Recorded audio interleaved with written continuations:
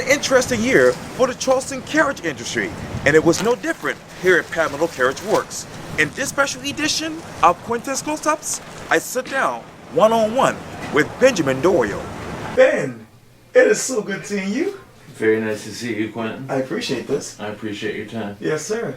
Well, here we sit inside Palmetto Carriage Works in downtown Charleston, and you guys have been doing a lot. Matter of fact, you said on December 28th, what a year it's been.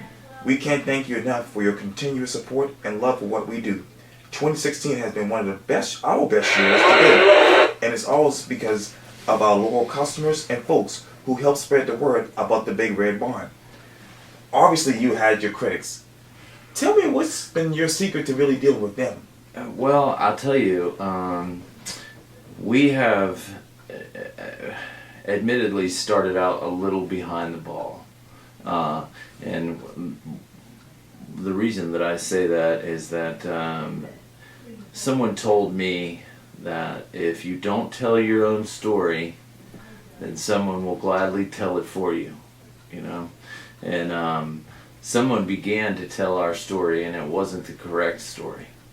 And not to name any names, but a certain group began to tell a narrative about our business, which sort of put us in a position to start funneling out and pushing out all of the positives that we create for the community, which we really hadn't ever done in the past. We got together, we sort of consolidated, thought of all of the positives that we do, and made a very large social media push to generate some support, because we are a force in the community. We provide, the industry as a whole provides hundreds of jobs. We at our peak provide up to 116 jobs, homes for hundreds of horses. All of a sudden it seems that this negative spotlight came onto our industry out of nowhere, which sort of forced us, like I said, to push what our positives. And we were shocked at the amount of support that we do have. We really do have a huge chunk of the community that is behind not only the care that that we put forth for the animals and putting them number one, but also the positive impact on the community. We are at the top of the list for return visitors for attractions. Right. And people come here and they take carriage rides. They want to see our beautiful city. They want to see it at that pace, and they want to see it knowing that the animals pulling them around are very well taken care of. And I just want to give them the opportunity to to see, to come inside, to read about, and pump them full of literature that's just about our business, Again, telling our story from literally the horse's mouth, right. Instead of letting someone else tell it for us. Yeah. And matter of fact, you said this, you talk about support. You guys put this on your Facebook page that is on December 27th. Quote, Charleston City Council and Mayor Tecklenburg support Charleston's carriage industry. Do you? When you got that support from Mayor Tecklenburg and the Charleston City Council, what was going through your mind then? Well, we're in a little bit of a limbo state, because this committee that was formed by the mayor, they reached a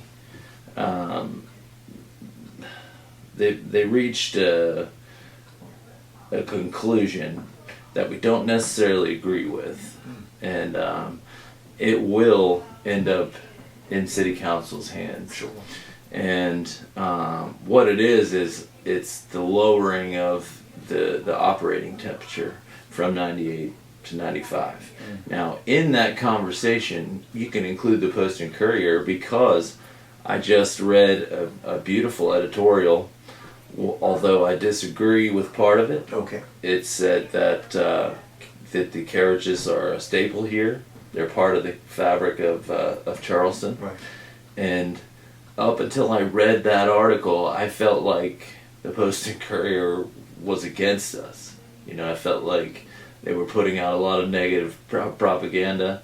They misquoted the committee findings, and in doing so, by moving a decimal point, they changed the entire meaning of the committee's findings. And so it was pleasant to read that they wanted us to stay, you know, and that's how I left left the article. But again, they support what this committee has found. Okay, so the committee wants to lower our operating temperature from 98 degrees to 95 degrees. Now, of course, we'll always follow whatever regulations that they pass through City Council. We've always followed the rules to a T, and we'll continue to do so. But under the current guidelines, under the guidelines that were in place prior to the committee, during the committee, and even now, the heat success, like the success we've had in the heat in this city, is 100%. Yeah. We have never had a heat-related incident in the carriage industry here. We haven't. So our argument going in was, why are we changing something that's working, something that seems to be perfect? And one of the vets on the committee was quoted as saying that we are changing this from 98 to 95 because of public perception. The industry wanted to only follow the science. The other representatives of the group really was an emotional ploy to change, to speak to the public perception. Sure. But the most animal knowledgeable person at that table said, we're changing it for public perception only, and the difference between 98 and 95 is statistically immeasurable. Wow. So that's why that's why I sort of come away from the committee findings with, that's why I disagree with what they found, because the current system worked fine. And if those new regulations do pass through City Council, then it will cause us to cut staff, cut animals. We're trying to right now put together exactly how much we will lose, but it will be a definite impact on the industry as a whole, not just Palmetto, but on the industry. Now, thanking Mayor Tecklenburg is really thanking the mayor for being involved, thanking City Council for being involved, and thanking everybody really for just peeking their head in here and saying, would you take a look, because we are and have been an open book. We invite our customers in here. We invite anybody who wants to tour the facility to come in here, and we've always been that transparent. Yeah. And that's part of the business model, is to be transparent so that there isn't this behind the curtain effect. And I know one of the animal rights groups compared us to a circus. And, you know, I don't know anything about circuses, so I don't know how close we are to a circus, Okay. but I know that you can't wander anywhere you want to in a circus, and they don't let you go and just wander around in the animals in the circus. Right. I know that we probably have stricter regulations in most circuses, and sometimes it also does feel like a circus here. But you know, we're gonna keep doing what we do. We're gonna keep doing it right. We're gonna keep doing it ethically. We're going to keep what we think, you know, is a working model. And if anybody wants to take a look, they can see for themselves also that this model that we have and the way that this works, it is 100% effective. I mean, it is 100% effective, and I would challenge that, you know, to anybody to show me different, you know. And you know, two things stuck out to me when you were talking about that, and it's a weird question, but what's the biggest difference between former Mayor Joe Riley and current Mayor John Tecklenburg in your mind when it comes to the carriage industry? Well, I'll tell you one big difference, Okay. and that is,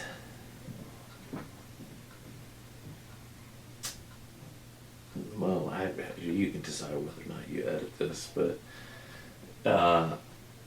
Mayor Riley would not have allowed the Animal Society to bully him like John Tecklenburg has been pushed around by the Animal Society.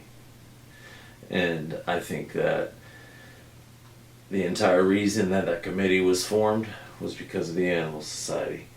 The Animal Society, from the day after that committee wrapped up, started lambasting the committee, saying how, you know, they didn't agree. They wanted more, they wanted it lower, it wasn't good enough. And I just feel like Joe Riley maybe wouldn't have been pinned down like that had he still been in office. Now, Mr. Tecklenburg, Mayor Tecklenburg, has been very kind to us. He's given us plenty of time to meet with him, and he's also heard out our half, you know, our side of the story. Right. But and I absolutely appreciate that, and you know, I can tell you for sure that I don't think that Mayor Riley would have done the same. He probably wouldn't have come here and listened, you know, and said, you know, or I'm sorry, given us the chance to come in and sit down and speak and say, this is what's real, this is what's not, this is what they're saying, this is the actual truth. So, you know, I think after having the same mayor for 40 years, you know, it's so hard to contrast the two after, you know, Mayor Tecklenburg's barely been here, you know, a year. Right. It's really tough. So it's almost like a guess. But you know, Mayor Riley also had 40 years of clout in this city too. You know what I mean? He had 40 years of power in this city too. Something that John Tecklenburg, you know, doesn't have. He doesn't have 39 years under his belt, you know, in dealing with this type of situation. And you know, you talk about the public perception that was really because this is why the committee was formed. But let me ask you this, Ben. I know you guys have been around, I guess, what, 40 years? As long as Joe Riley. Right. Why politics? Why now in your mind? I'll tell you what the big kicker was, and that was when Blondie from a different carriage company, Right. when that whole incident happened. And it had nothing to do with the heat. It had nothing to do with really any of the issues that we're discussing right now, the temperature the thermometer placement, the weight of the load, it didn't have anything to do with that. One thing it did have something to do with is driver training and a pre-existing condition in that animal, possibly, that was, which is a whole nother topic, but it was an anomaly that an animal rights, what has become an animal rights group, was able to get so many fantastic pictures, and just every single angle of this and this and this. So it's a photograph that I keep reliving and reliving and reliving, and they're buying full page ads in the paper, Right. and what they're doing is they're giving this impression that this is the norm around here, that we have horses laying all over the city. And in those pictures, they have some neighbors that came out of their houses with garden hoses and ice that they were spraying them down. Now, granted, this is 10 in the morning, Right. and I asked the vet that was on scene, Right. me personally, I know her, she's our vet as well, and she said that she let them do that because it made them feel better. Wow. Not because she said that that animal's vitals were 100% normal. Okay. He wasn't under crazy duress. He wasn't, his heart rate wasn't elevated from pain. I have my own theory on why that whole thing happened, but we gave it to the city vet, Right. let them determine the whole thing. And again, it's a whole nother carriage company, but they still found that it had nothing to do with the heat. I mean, it had absolutely nothing to do with the temperature outside, which I believe was like 83 degrees, and it was 10 o'clock in the morning. Right. But it sure looks like it if people are standing over them with hoses and ice packs and all this, And I'll tell you, Quintin, they were trying so hard to make that about the heat. Wow. They were trying so hard to make that a heat issue. Right. And that wasn't the conclusion, but I think they decided this is good enough. Wow. This is close enough, and we're going to go with it. Yeah. And they did. And there was I saw the picture again on the anniversary Wow. in the paper. I saw another ad with its picture at the top, and then looked like other people's pictures that they had posted somewhere. Right. For instance, their car thermometer and a carriage in the background, and just once and for all, so that everybody knows, and everybody that watches your shows, there's one city-appointed thermometer that we go by to determine when it reaches 98 degrees. Sure. Well, there's only one, and we don't pick it. We don't pick where it goes. We don't pick anything about it except that it is to the manufacturer's specs. Right. Meaning, if the manufacturer of that weather station says you can't put it 2 inches off the ground or it's not going to be accurate, then don't put it 2 inches off the ground. Right. As long as you follow the instructions, you Right. can put it on the moon, you can put it in our barn, you can put it anywhere you like. But this is what the city's chosen to do.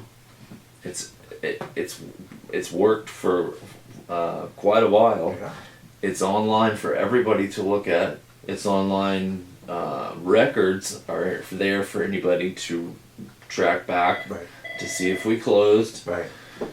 And it couldn't be any more transparent, But to our average, so the typical carriage detractor would be somebody who, for instance, drives by in their car and sees their car thermometer read one thing. Right. Not say it says 99. Well, they're past the carriage and they think, oh, well, they're ignoring the rules.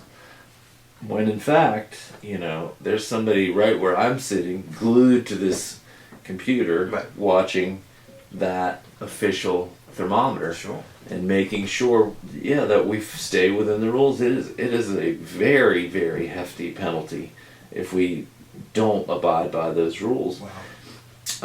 And it's so important that last year, I think just about every day that we close, the head of the livability department, Right. which oversees us, he came down personally to each barn to make sure that we were stocked. Right.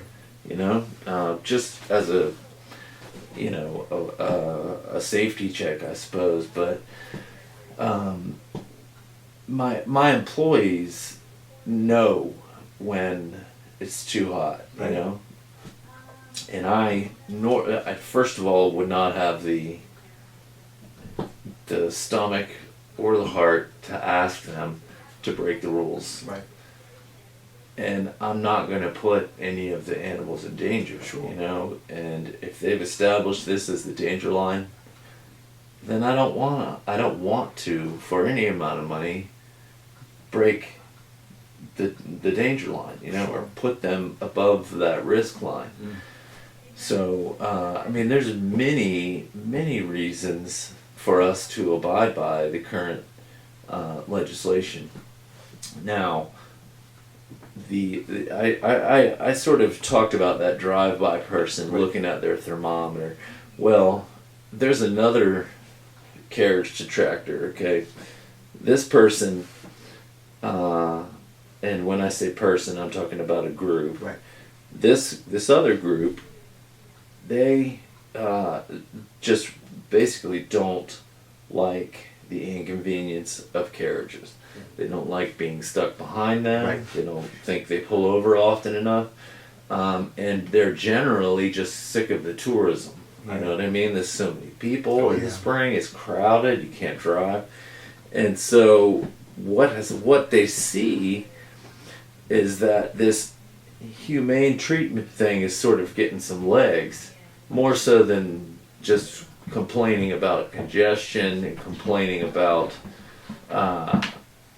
too many carriages or complaining about not pulling over. Right. But if you really want to hit them hard, it looks like that these animal rights people are definitely making landing some punches. Mm. So they jump on that bandwagon. They jump right on that bandwagon, and I've had so many posts on Facebook that say, I don't care how you treat the horses, I just want them gone.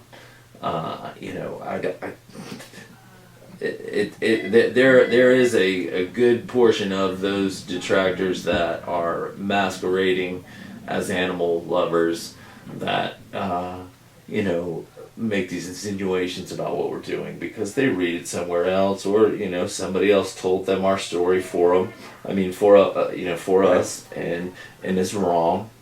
And so instead of researching and coming down here, which everybody is always welcome to come down here and look, they just regurgitate the same message to their friends and their friends and their friends. And I'm in charge of our Facebook question and answer and comment, reply, and all that. And we do have quite a bit more support, I think, than people think. I get a lot of really nice support, and on the flip side of that, I get a whole lot of really nasty people who don't know anything about what we do. Wow. They don't care to understand. They don't care to come down and see.